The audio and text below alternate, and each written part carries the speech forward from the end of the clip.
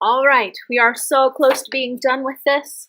Now that this is all the way finished, we are going to cut this out and mount it so that it is ready for display out in the hallway, because trust me, all of Sharp Creek are going to want to see these amazing pictures.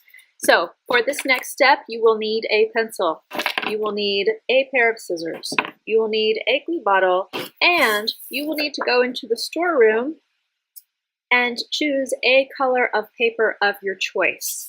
I highly recommend that you look at the colors that you have used, pick out something that's going to look nice with what you have. No sense ruining it now. So stay tuned for the next step. Let me show you what to do.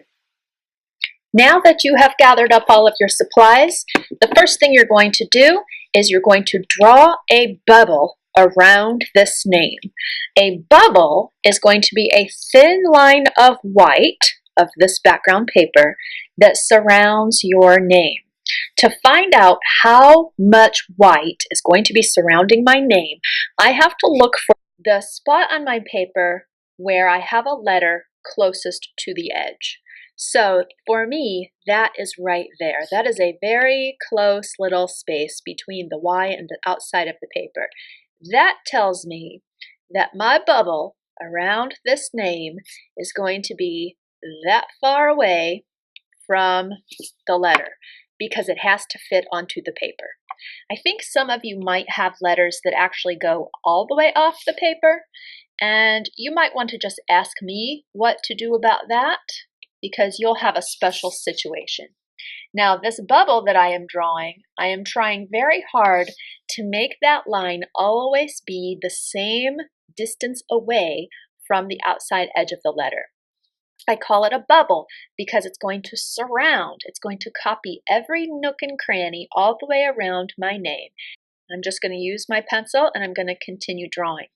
Now, I will come to a point here in a moment, because I have a little bit more space in between my A and my T, but I do not want to separate my name. I want to keep it all together. So I am going to have to enlarge my bubble, probably, and this is just an artist's choice. You'll just make this decision for yourself, where you make the jump from one letter to the other to keep them connected. Of course, I could probably do a little smoother job at it. There we go. And then just keep my bubble the same the rest of the time until I get all the way around the name.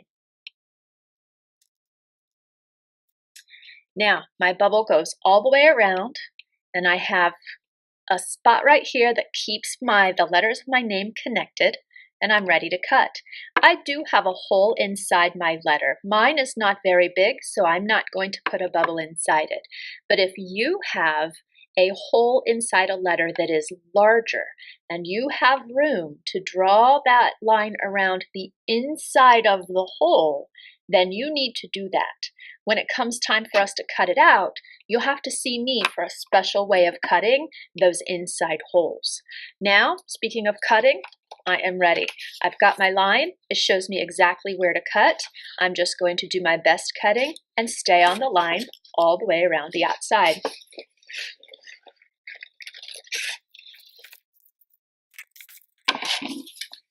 Now that that name is cut out, I am going to glue it onto the colored paper that I chose. Now remember how I had a tight squeeze here at the corner? I am going to have to bubble cut this again. So when you glue this down, make sure you are giving yourself plenty of space. Angle the name if you have to, so that you can get a bubble, another bubble, around all the way around the whole entire name. When you've got it situated, put some glue on the back and get it stuck on. When everything is securely fastened, use that pencil again and draw another bubble. You can decide how fat you want this bubble to be, but remember, it has to fit entirely on the paper.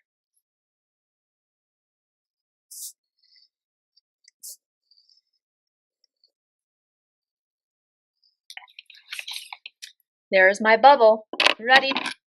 for cutting, cut your name out on the line one more time.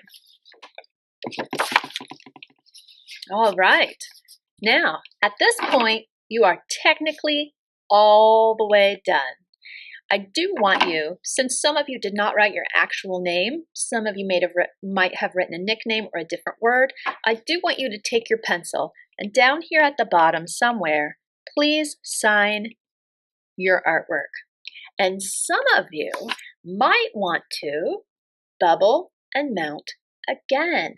That's right, you heard me. Bubble and mount a second time. So if you choose to do that, you should, number one, be one of the people who are ahead, and so you need something else to keep you busy, or have a name that's or a word that's kind of smaller. A person with a big name might only be able to bubble one time. I went ahead and bubbled mine again, so you can get an idea of what it looks like with two colors around the outside instead of just one. And so you can make that decision for yourself. Do it once, do it twice, whatever floats your boat, because you, my friend, are the artist. Congratulations and great job on this project.